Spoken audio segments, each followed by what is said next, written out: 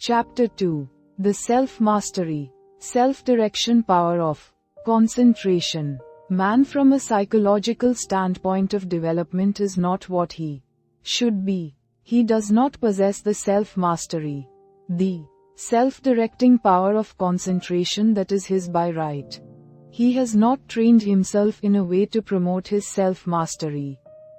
Every balanced mind possesses the faculties whose chief duties are to engineer, direct and concentrate the operations of the mind, both in a mental and physical sense. Man must learn to control not only his mind but his bodily movements. When the controlling faculties, autonomic, are in an untrained condition, the impulses, passions, emotions, thoughts, actions, and habits of the person suffer from lack of regulation. And the procedure of mental concentration is not good. Not because the mind is necessarily weak in the autonomic department of the faculties, but because the mind is not properly trained. When the self-regulating faculties are not developed, the impulses, appetites, emotions and passions have full swing to do as they please, and the mind becomes impulsive, restless, emotional and irregular in its action. This is what makes mental concentration poor. When the self-guiding faculties are weak in development, the person always lacks the power of mental concentration. Therefore, you cannot learn to concentrate until you develop those very powers that qualify you to be able to concentrate. So if you cannot concentrate, one of the following is the cause. 1. Deficiency of the motor centers. 2. An impulsive and emotional mind. 3. An untrained mind. The last fault can soon be removed by systematic practice. It is easiest to correct. The impulsive and emotional state of mind can best be corrected by restraining anger, passion and excitement, hatred, strong impulses, intense emotions, fretfulness, etc. It is impossible to concentrate when you are in any of these excited states. These can be naturally decreased by avoiding such food and drinks as have nerve-weakening or stimulating influences, or a tendency to stir up the passions, the impulses and the emotions. It is a very good practice to watch and associate with those persons that are steady, calm, controlled and conservative. Correcting the deficiency of the motor centers is harder because, as the person's brain is undeveloped, he lacks willpower. To cure this takes some time. Persons so afflicted may benefit by reading and studying my course, The Master Mind, ****, to be published by Advanced Thought Publishing Company, Chicago, Ill. Many have the idea that when they get into a negative state they are concentrating, but this is not so. They may be meditating, though not concentrating. Those that are in a negative state a good deal of the time cannot, as a rule, concentrate very well. They develop instead abstraction of the mind, or absence of mind. Their power of concentration becomes weaker and they find it difficult to concentrate on anything. They very often injure the brain. If they keep up this state, to be able to concentrate you must possess strength of mind. The person that is feeble-minded cannot concentrate his mind because of lack of will. The mind that cannot center itself on a special subject or thought is weak. Also, the mind that cannot draw itself from a subject or thought is weak. But the person that can center his mind on any problem, no matter what it is, and remove any unharmonious impressions, has strength of mind. Concentration, first, last and all the time, means strength of mind. Through concentration a person is able to collect and hold his mental and physical energies at work. A concentrated mind pays attention to thoughts, words, acts and plans.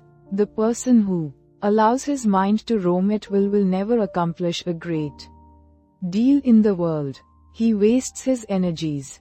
If you work, think, talk and act aimlessly, and allow your brain to wander from your subject to foreign fields, you will not be able to concentrate. You concentrate at the moment when you say, I want to, I can, I will. Some mistakes some people make. If you waste your time reading sensational stories or worthless newspaper items, you excite the impulsive in the emotional faculties. And this means you are weakening your power of concentration. You will not be a free engineer, able to pilot yourself to success.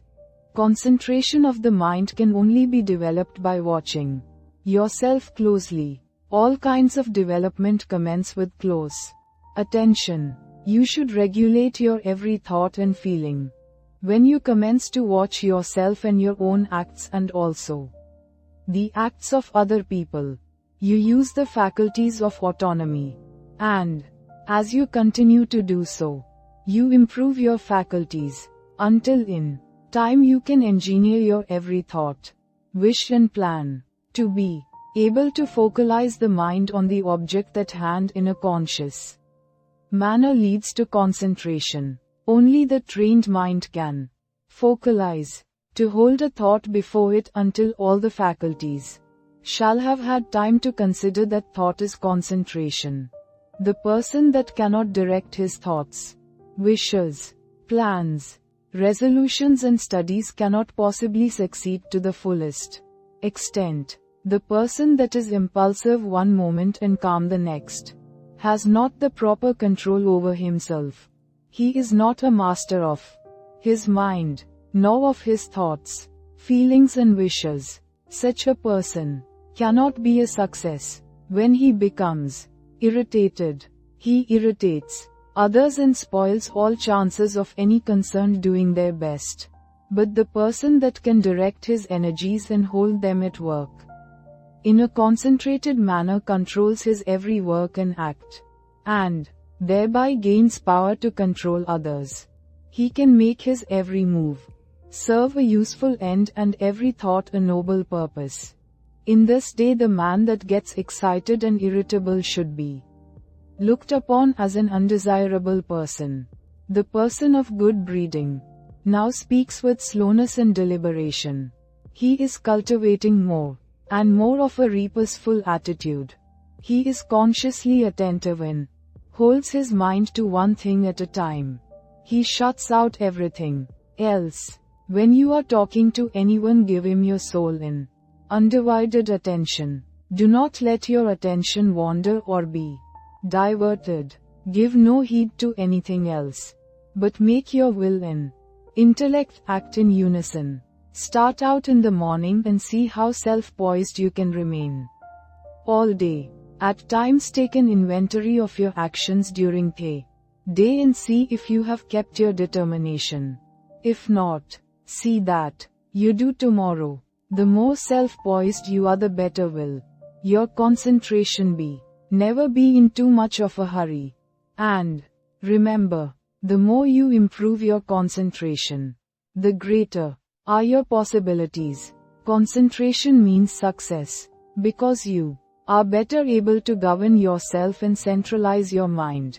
You become more in earnest in what you do, and this almost invariably improves your chances for success.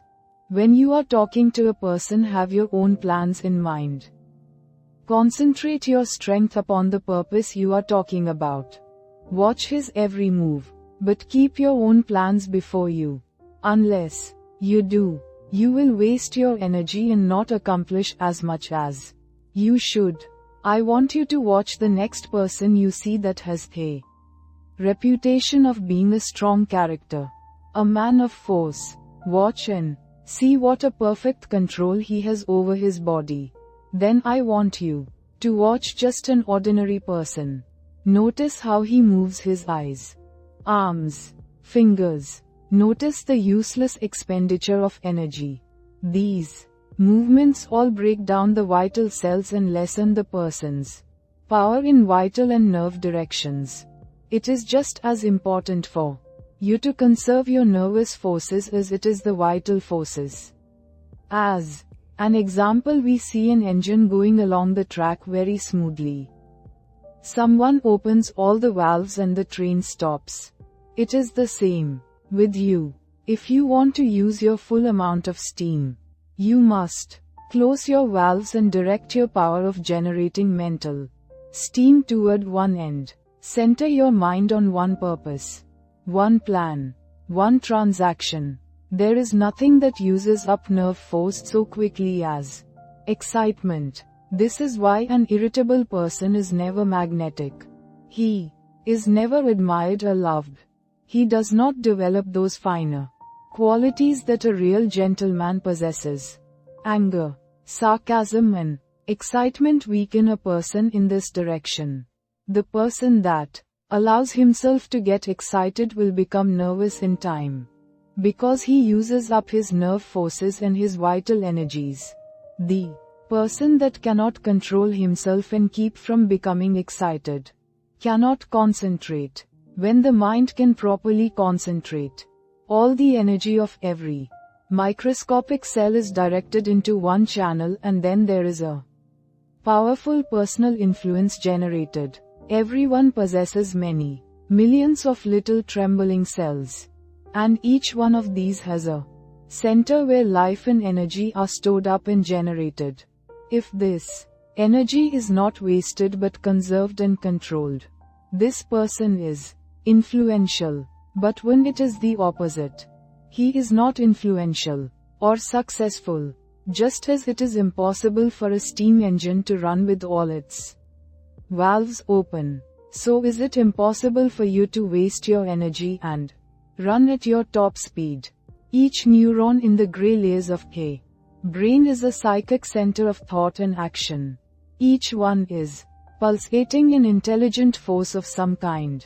And when this force, your thoughts and motions, are kept in check by a conservative, systematic and concentrated mind, the result will be magnetism, vitality and health. The muscles, bones, ligaments, feet, hands, and nerves, etc., are agents for carrying out the mandates of K mind. The sole purpose of the volitional faculties is to move K physical mechanism as the energy travels along the wires of nerves and muscles. Just for that reason, if you throw a voluntary control over these messages, impulses, thoughts, emotions, physical movements and over these physical instruments, you develop your faculties of self-mastery, and to the extent you succeed here in proportion will you develop the power of concentration. Any exercise or work that excites the mind, stimulates the senses, calls the emotions and appetites into action, confuses, terrifies or emotionalizes, weakens the power of concentration. This is why all kind of excitement is bad. This is the reason why persons who drink strong drinks, who allow themselves to get into fits of temper, who fight, who eat stimulating food, who sing and dance and thus develop their emotions, who are sudden, vehement, and emotional, lack the power to concentrate. But those whose actions are slower and directed by their intelligence develop concentration. Sometimes dogmatic, willful, excitable persons can concentrate, but it is spasmodic, erratic concentration instead of controlled and uniform concentration. Their energy works by spells. Sometimes they have a plenty, other times very little. It is easily excited, easily wasted. The best way to understand it is to compare it with the discharge of a gun. If the gun goes off when you want it to, it accomplishes the purpose. But if it goes off before you are ready for it, you will not only waste ammunition, but it is also likely to do some damage. That is just what most persons do. They allow their energy to explode, thus not only wasting it but endangering others. They waste their power, their magnetism, and so injure their chance of success. Such persons are never well liked and never will be until they gain control over themselves. It will be necessary for them to practice many different kinds of concentration exercises, and to keep them up for some time, they must completely overcome their sudden, erratic thoughts, and regulate their emotions and movements. They must from morning to night train the mind to be steady, and direct and keep energies at work. The lower area of the brain is the storehouse of the energy. Most all persons have all the dynamic energy they need if they would concentrate it. They have the machine, but they must also have the engineer, or they will not go very far. The engineer is the self-regulating, directing power. The person that does not develop his engineering qualities will not accomplish much in life. The good engineer controls his every act. All work assists in development. By what you do, you either advance or degenerate. This is a good idea to keep always in mind. When you are uncertain whether you should do something or not, just think whether by doing it you will grow or deteriorate, and act accordingly. I am a firm believer in work when you work, and play when you play. When you give yourself up to pleasure, you can develop concentration by thinking of nothing else but pleasure. When your mind dwells on love, think of nothing but this, and you will find you can develop a more intense love than you ever had before.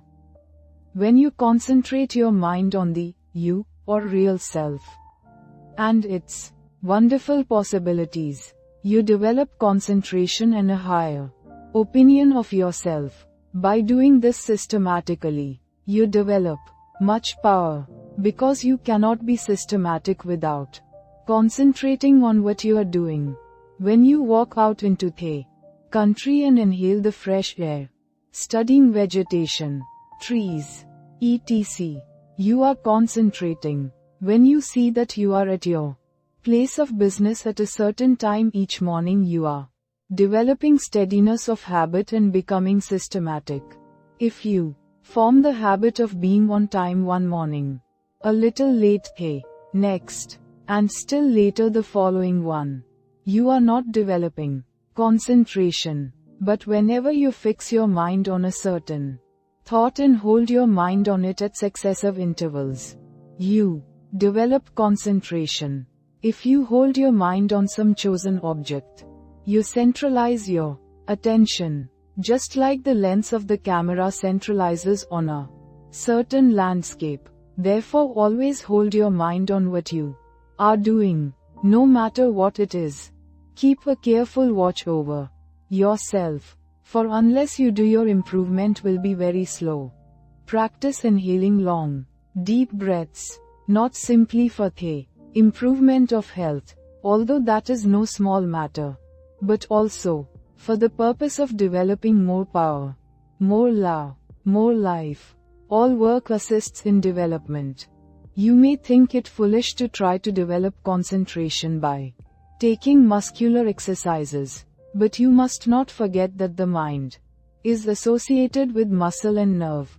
When you steady your nerves and muscles, you steady your mind. But let your nerves get out of order and your mind will become erratic and you will not possess the power of direction, which, in other words, is concentration. Therefore, you understand how important exercises that steady the nerves and muscles are in developing concentration. Everyone is continually receiving impulses that must be directed and controlled if one is to lead a successful life. That is the reason why a person must control the movements of his eyes, feet, fingers, etc. This is another reason why it is important to control his breathing. The slow, deep, prolonged exhalations are of wonderful value. They steady the circulation, the heart, action, muscles and nerves of the mind. If the heart flutters, the circulation is not regular. And when the lung action is uneven, the mind becomes unsteady and not fit for concentration. This is why controlled breathing is very important as a foundation for physical health. You must not only concentrate your mind, but also the action of the eyes, ears and fingers. Each of these contain miniature minds that are controlled by the master engineer. You will develop much quicker if you thoroughly realize this. If you have ever associated with big men, or read their biographies, you will find that they usually let the others do the talking. It is much easier to talk than it is to listen. There is no better exercise for concentration than to pay close attention when someone is talking. Besides learning from what they have to say, you may develop both mental and physical concentration. When you shake hands with someone, just think of your hand as containing hundreds of individual minds, each having an intelligence of its own. When you put this feeling into your hand, shake it shows personality. When you shake hands in a listless way, it denotes timidity, lack of force and power of personality. When the hand grip is very weak and stiff, the person has little love in his nature, no passion and no magnetism. When the hand shake is just the opposite, you will find that the nature is also. The loveless person is non-magnetic and he shows that he is by his non-magnetic hand shake. When two developed souls shake hands, their clasps are never light. There is a thrill that goes through both when the two currents meet. Love arouses the opposite currents of the positive and negative natures. When there is no love, life loses its charm. The hand quickly shows when love is being aroused. This is why you should study the art of hand shaking and develop your social affections. A person that loves his kind reflects love, but a person that hates reflects hate. The person with a bad nature, a hateful disposition, evil thoughts and feeling is erratic, freakish and fitful. When you allow yourself to become irritable, watch how you breathe and you will learn a valuable lesson. Watch how you breathe when you are happy. Watch your breathing when you harbor hate. Watch how you breathe when you feel in love with the whole world and noble emotions thrill you. When filled with good thoughts, you breathe a plentiful supply of oxygen into your lungs and love fills your soul. Love develops a person physically, mentally and socially. Breathe deeply when you are happy and you will gain life and strength. You will steady your mind and you will develop your power of concentration and become magnetic and powerful. If you want to get more out of life, you must think more of love. Unless you have real affection for something, you have no sentiment, no sweetness, no magnetism. So arouse your love affections by your will and enter into a fuller life. The hand of love always magnetizes, but it must be steady and controlled. Love can be concentrated in your hand shake, and this is one of the best ways to influence another. The next time you feel yourself becoming irritable, use your will and be patient. This is a very good exercise in self-control. It will help you to keep patient if you will breathe slowly in deeply. If you find you are commencing to speak fast, just control yourself and speak slowly and clearly. Keep from either raising or lowering your voice and concentrate on the fact that you are determined to keep your poise, and you will improve your power of concentration. When you meet people of some consequence, assume a reposeful attitude before them. Do this at all times. Watch both them and yourself. Static exercises develop the motor faculties and Increase the power of concentration. If you feel yourself getting irritable, nervous or weak, stand squarely on your feet with your chest up and inhale deeply, and you will see that your irritability will disappear and a silent calm will pass over you. If you are in the habit of associating with nervous, irritable people, quit it until you grow strong in the power of concentration. Because irritable, angry, fretful, dogmatic and disagreeable people will weaken what powers of resistance you have. Any exercises that give you better control of the ears, fingers, eyes, feet, help you to steady your mind. When your eye is steady, your mind is steady. One of the best ways to study a person is to watch his physical movements. For when we study his actions, we are studying his mind. Because actions are the expressions of the mind. As the mind is, so is the action.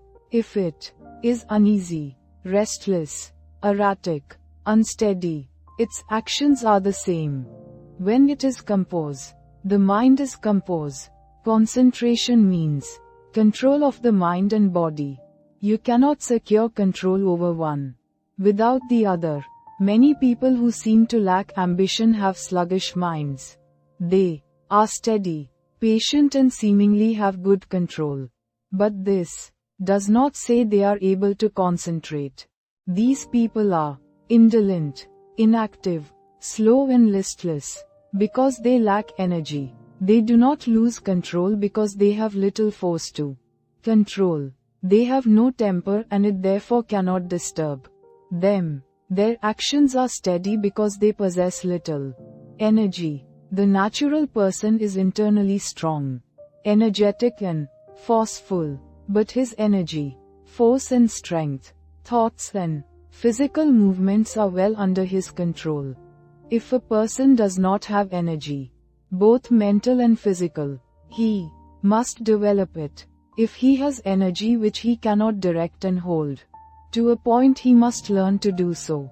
A man may be very capable, but unless he wills to control his abilities, they will not do him any good.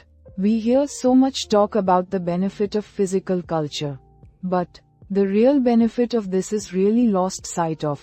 There is nothing that holds the faculties at work in a sustained and continuous manner as static exercises do.